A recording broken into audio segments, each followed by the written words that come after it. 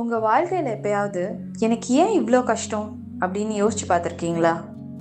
குரான்ல அல்லாஹ் சொல்கிறான், உங்களில் எவர் செயல்களால் மிகவும் அழகானவர் என்பதை சோதிப்பதற்காக அவன் மரணத்தையும் வாழ்வையும் படைத்தான் அப்படின்னு.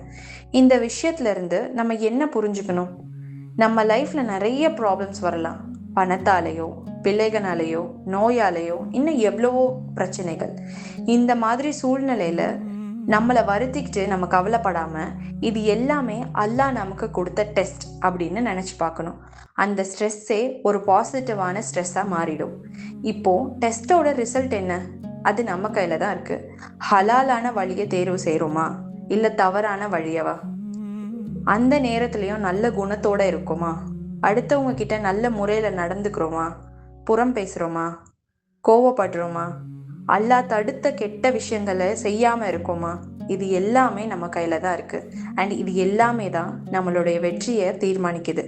சோதனைகள் நம்மளை தண்டிக்கிறதுக்காக அல்ல, நம்மளோட செயல்களை அழகாக மாற்ற. நம்ம எல்லாரும் அல்லாஹ்வோட இந்த சோதனையிலேருந்து வெற்றி பெற துவா செய்வோம்.